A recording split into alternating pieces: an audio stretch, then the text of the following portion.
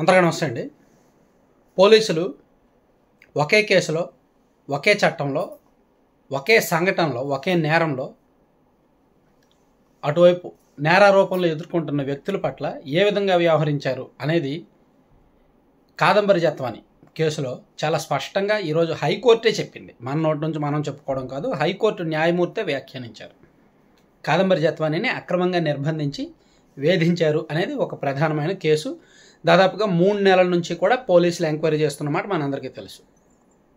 దీనిలో వైసీపీ నాయకుడు ఆయన విద్యాసాగర్ అనే వ్యక్తి ఫిర్యాదు మేరకు, ఆ ఫిర్యాదు ఒక తప్పుడు ఫిర్యాదు, దాని మీద వీళ్ళు ఎటువంటి ప్రాథమిక దర్యాప్తు లేకుండా కేసు అంటే అతను ఫిర్యాదు ఇవ్వడానికి ముందే ఫ్లైట్ టికెట్లు బుక్ చేసుకొని అతను ఫిర్యాదు చేసిన గంటలోనే ముంబై వెళ్ళిపోయి ఆమెను కుటుంబ సమేతంగా తీసుకొచ్చి అక్రమంగా నిర్బంధించి చిత్రహింసలకు గురి చేసి రకరకాల వేధింపులకు గురి చేశారు. దీనిలో అప్పటి విజయవాడ పోలీస్ కమిషనర్గా ఉన్న కాంతిరాణా టాటా గారు అండ్ అసిస్టెంట్ డీసీపీగా ఉన్న విశాల్ గున్ని ఐపీఎస్ గారు, వాళ్ళిద్దరితో పాటు అప్పుడు ఇంటెలిజెన్స్ చీఫ్గా పనిచేసిన సీతారామాంజనేయులు గారు కూడా కీలకం. యాక్చువల్లీ ఈ కేసులో సీతారామాంజనేయులు గారు A2గా ఉన్నారు, పిఎస్ఆర్ ఆంజనేయులు గారు A2గా ఆయన మీద ఎఫ్ఐఆర్ నమోదైంది.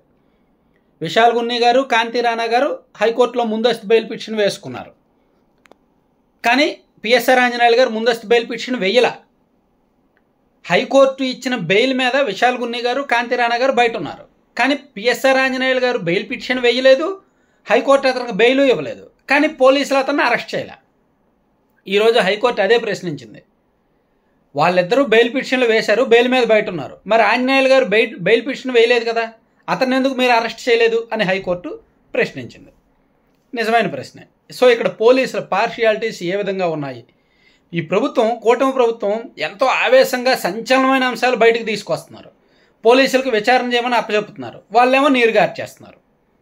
చాలా కేసుల్లో పోలీసులు అంటే బహుశా రాష్ట్రంలో వ్యవస్థలు ఇంకా కూటమి కంట్రోల్లోకి రాలేదేమో, లేదా ఏమైనా లోపాయికారి అంటే బయటకు ఆ కేసును తీసుకొచ్చేసి బయటికి చెప్పేసి మీడియాలో హైలైట్ చేసేసి ఆ తర్వాత లోపాయికారిగా కాంప్రమైజ్ అయిపోతున్నారేమో. కొంతమంది నాయకుల విషయంలో, కొంతమంది అధికారుల విషయంలో బహుశా ఇదే జరుగుతుందేమో.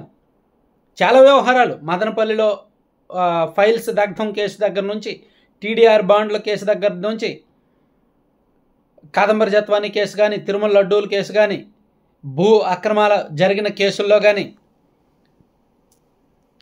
ఈ విశాఖ కంటైనర్స్ వ్యవహారంలో కానీ, ఇలా చాలా పెద్ద పెద్ద సంచలనాత్మకమైన అంశాల్లో ఇష్యూ బయటకు వచ్చిన వెంటనే సంచలనం అయిపోతుంది. ఒక 4-5 రోజుల పాటు మంచి మసాలా సెన్సేషన్ ఐటమ్గా మారుతుంది.